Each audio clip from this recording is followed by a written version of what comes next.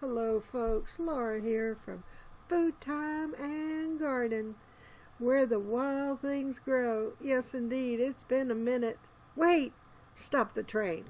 Put up the roadblocks. It's been more than a minute, folks. I haven't done a cooking video in 8 months. Yeah, that's 350,400 minutes. Oh. Reason being, why haven't I been cooking in my kitchen and making videos? Well, the world changed in 2020. That's number one. Number two, I didn't go shopping in 2020 or 2021. I have my daughter shop for me. I fill out a list and she goes and gets it. So, well, cooking videos sort of went by the wayside. And then, to make matters worse, my stove went on the kaputs. Yeah, what does that mean? That means it doesn't work the way it used to. Meaning, this burner right here, yeah, that one, it would come on all by itself. Yes, indeedy. So, folks, a little bit of warning for your stove tops, or any stove. Don't leave anything on it and walk away. Don't go to bed at night with pots or anything sitting on top of your stovetop, because sometimes they go kaputs and they will come on all by themselves. Now, I've had that happen when my kids were babies, and I came down at 2:30 one morning to warm up a baby bottle. And my stove, it was back in the day where, I don't know if they had these kind of stoves back then. It was a unit burner stove, coil, and it was red hot. It was on, but the switch for the stove was off. So anyway, that was my first introduction with, oh boy, things could go very wrong with the top of your stove. So, word of the wise, keep it empty at all times, unless when you're cooking, and especially if you go to bed, don't leave anything there. Okay? Okay. Service announcement over. So, what I did was I unplugged it, because I have, excuse the look of it, I haven't cleaned it, toaster oven that I've been using in lieu of my regular oven, and it works beautifully. It's deep. It will hold a full-size pizza if I make it. So that's what I've been using. I bought it a number of years ago when my oven portion of my stove started acting up. When I wanted a temperature inside my oven of 400, I had to bring my dial down to 350, because my oven 350 was 400. Now, over the years, this is over 20 years old, this stove, and I had a unit inside burner element replaced, and I had the seal around the door replaced.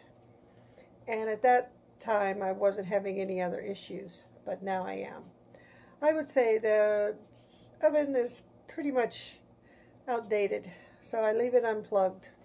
I suppose I could plug it in to use it and then unplug it, but if you see how tightly it's in there, they give me 30 inches from wall to counter. And yeah, it's taken up all of that 30 inches in there. So I just use my toaster oven. It's a toaster convection oven, I guess it's called, Oscar convection oven. And I use that. So I'm going to be making some bread. Yes, I am, because I had a bread machine, and then it went kaputs, and then I had my daughter buy me another one last year. And then it went kaputs just recently, where it stopped working properly, and it was wasting flour. Well, in this day and age, let's not waste anything. And so I went back to the old-fashioned way of, well, sort of the old-fashioned way. I use my KitchenAid mixer to knead the dough for 10 minutes because my hands just can't do that anymore, which is why I had the bread machines to begin with. But now I use my KitchenAid mixer to knead the dough for 10 minutes, and then I bake it in my toaster oven. So come on in and join me, why don't you, and just have a little sit spell and we'll just chat. This is more of a talky talk than it is a teaching. If you've never made bread before, you should. It's worth it. Alrighty then, let's get started with the bread. I'm going to need about a tablespoon of sugar into my bowl. And since I'm using yeast that's instant, I won't need to proof it. So I'll need 2 1/4 teaspoons into the bowl with the sugar. There we go. And then roughly 1 cup of warm water into the mixer. And we'll need about a 1/4 cup of oil. And I just sort of eyeball that.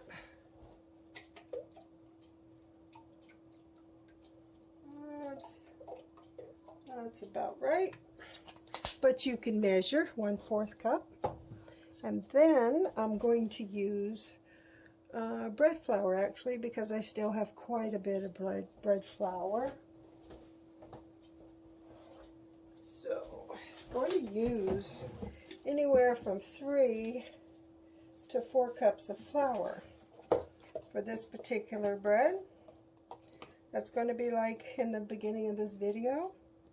So I'm going to spoon the flour into my measuring cup and sprinkle about 1.5 cups in, and then I'm going to start up my mixer with the dough hook on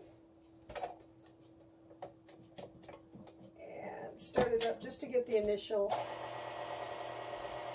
mixing together, just for about 30 seconds or so. Let's get her going, and then I'll add more flour as needed until the dough comes together.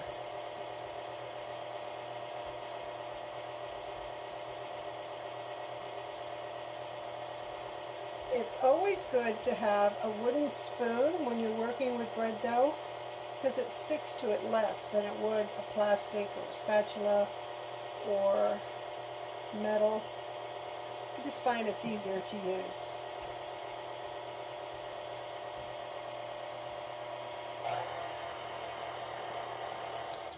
Now I'll add a little bit more flour until the dough starts to come together.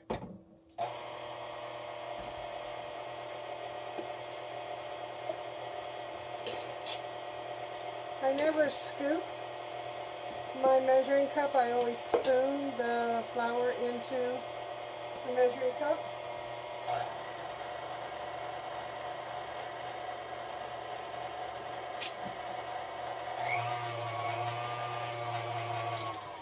And add a little bit more. It all depends on the humidity or the lack thereof humidity, how much flour you're going to wind up using. So it's not really an exact science, even though making bread is a science, so to speak. But you'll see as it comes together.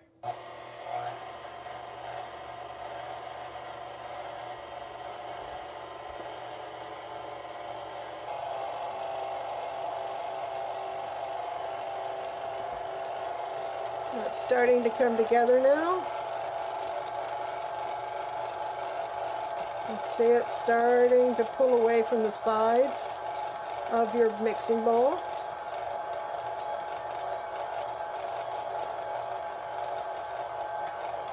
You want the finished product more or less to be not sticky to your hands, so I'm going to add a little bit more flour.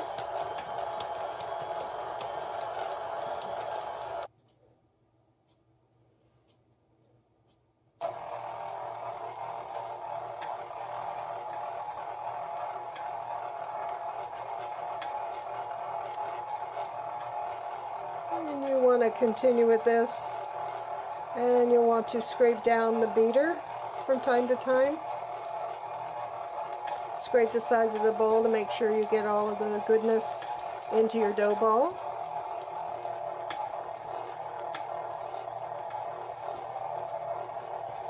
So off camera, I scraped the side of the bowl. It looks like just enough flour has been added, so I'll let this go for 10 minutes. So, while that's kneading in my mixer, I usually like to put a little bit of water into a Pyrex measuring cup and put that in my microwave. And what that does is it heats up. I usually bring it to a quick boil, and that'll put some warmth into my microwave, which is where I will put my bread dough to rise in a nice warm place.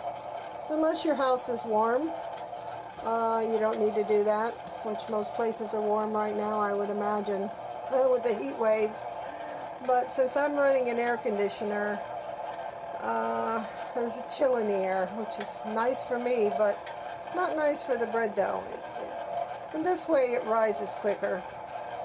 So it will rise for about half an hour to 45 minutes, the first rise. And I'll put it into a bowl that has a little bit of vegetable oil around the edges. And then I'll cover that with saran wrap. And then I will put that into the microwave, never turning it on. Don't turn the microwave on, don't let anybody else do.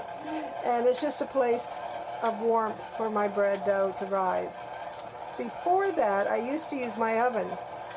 And all I needed to do was turn on my oven light, and I would put my dough to rise in there with the oven light, and that would be enough heat from the oven light to rise my dough beautifully. Did you know that your oven light will put off heat into your oven? Just enough to rise your dough. So you don't need one of those ovens with a special setting or anything like that. You just need an oven that has an oven light. And away you go. And simple as that. And I just want to push down the dough from the dough hook.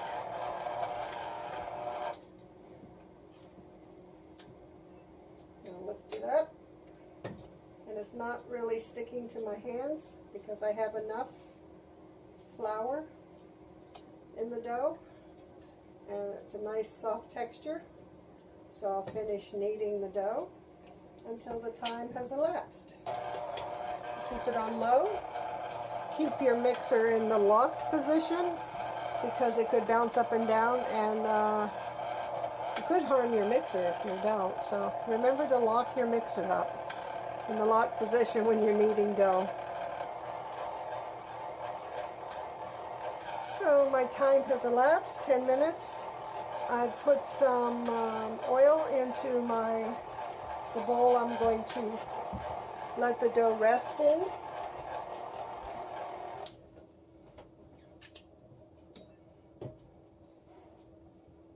So just get the dough off the hook, which is really easily done.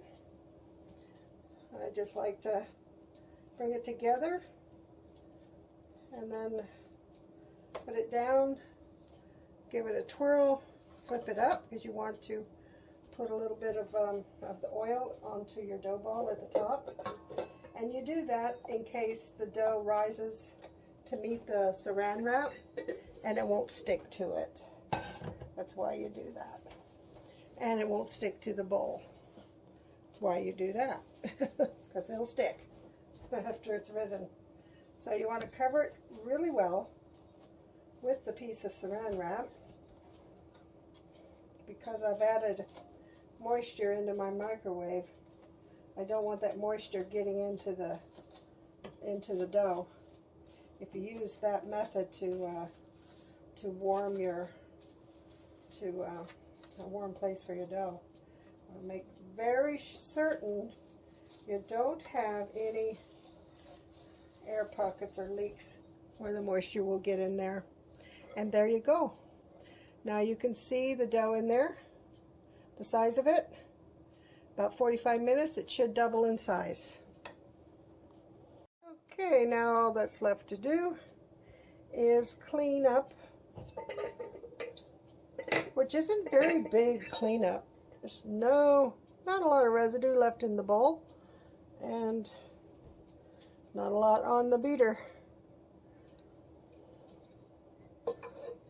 So I need to do a little bit of a cleanup and give my machine a wipe down from the little bit of flour residue that flew off, a little bit in other places. I mean, it happens. I like to clean up my workspace once I'm done. Did I move the camera? There we go. And yeah, it just makes it nicer for the next time when I go to make some bread.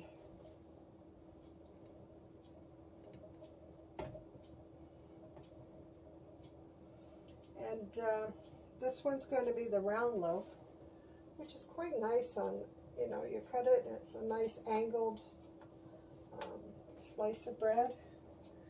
You can cut that in half if you want, and it can be toasted in the toaster with ease. Or you can toast one half and then flip it over and toast the other half. I mean, either or is doable. You can put it in your toaster oven and toast it in that without having to cut it. It all works out in the end, and it's tasty and delicious, and isn't that what matters? Well, I thought I'd bring you with me while I do the washing up. It's always nice to watch somebody else do the work for a change, isn't it? So, what have you all been doing the last 15 months in your kitchens? You've been experimenting and making bread and cookies and making different meals that you wouldn't normally make. Have you ordered those online food boxes that come with a prepared measure of stuff in the boxes? Well, for the first year, my daughter, I gave her, you know, the regular shopping list. It had the meat, the vegetables, and whatnot, condiments, you know, margarine, butter. And I tried not to overload the shopping list for her, because she was shopping for herself and for me. So I tried to keep it as minimal as possible to make it easier for her and her husband. And I fully appreciate it, because in March of 2020, my car battery died. And the car was in need of a lot of repairs. It also was over 20 years old. Seems like everything I own is over 20 years old. But that's beside the point. So, and I decided, well, since I'm not going to be going out, you know, because of the situation, that I just would keep my car in the garage and figure it out down the road what I was going to do with it. Probably sell it for scrap or something. I don't know. It needed a new muffler. It needs a new axle. Probably needed a few other things. I'm not sure. But it was becoming very costly. And, I use these wash tubs. That's an old Tupperware one of my grandmother's. I use that. I usually use the water from it to water my garden, but we've had so much rain lately I haven't needed to do that. So what have you been cooking in your kitchen? Let me know in the comment section below. I thought I would take a few minutes to let you know I've been ordering from Butcher Block in Canada. There's a company in the US as well. I'm not sponsored by them, and this, you know, I've never been gifted anything by them. But these are a few things that I have tried. This boneless, skinless chicken, the bone-in pork chop, boneless pork chops, the sausages, etc. I've been very happy with this service and this company, Butcher Block of Canada. Their food is superior. and very, very delicious. As I've said before, I'm not sponsored by them, and I'm not gifted anything from them. I just wanted to let you know what I've been doing as far as meat goes.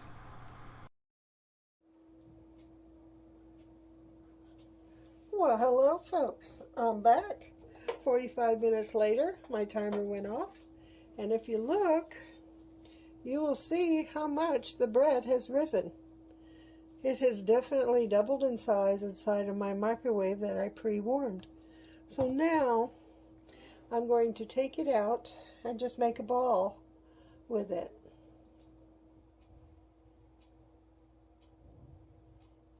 Right, there we go. And I'm just going to put it on. I've lightly greased this pan.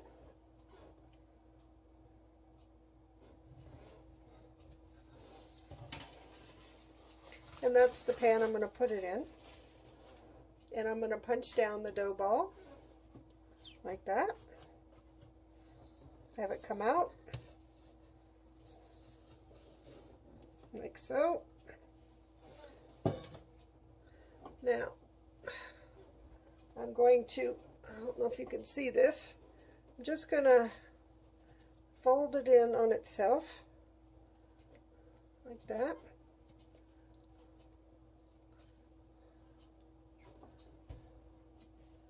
Upside down. I'm going to press, I'm going to pinch together. I hope you can see what I'm doing. The edges at the bottom. Okay. Now I'm going to shape it a bit better, and I'm going to set it right there.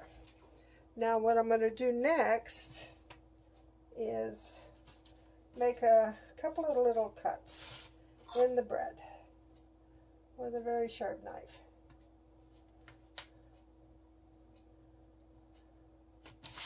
Like that.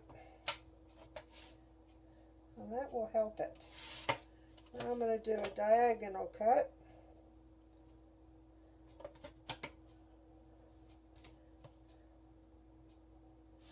Like that. There we go. And I'm going to put it back in the microwave to rise again. So it's almost time to put my bread into my toaster oven, or to your oven. It rises about 20 or 30 minutes, depending on how warm the area is, for your second rise. You don't want it to get away from you, or it'll be full of air bubbles. So mine's about ready. So I'm going to brew a cup of coffee. I'm going to check on it in the microwave, because I think it's about ready, where I have it warming. And then we will put it into the toaster oven for anywhere from 20 to 30 minutes. Usually in my toaster oven it takes anywhere from 20 minutes to 25 minutes. It cooks pretty quickly in there, but I need a cup of joe. Oh, doesn't that look delicious? As you can see, it is definitely doubled in size, and it's time to go into my toaster oven. 400 Fahrenheit for anywhere from 20 to 30 minutes. And there you go. The round bread is done. It's cooked to perfection. And it was easy as pie. Actually, for me, making pie is harder than baking bread. So, bread's freshly out of the oven, cooling beautifully. Bon appetit, as they say. Thank you for sitting a spell with me today. I've enjoyed your company. If you have any questions about the bread, I have left a recipe card at the end of this video, so you could copy down the ingredients if you want to. Ask away if you have any questions. If you'd like to see me cook something, let me know. I will give it a go if I have the ingredients. or I will get the ingredients. And yeah, until next time. And I can guarantee it won't be 8 months from now. So I'm back. Yeah, I'm back. I have my cooking mojo back for videos and whatnot. Bye-bye and take care, everybody.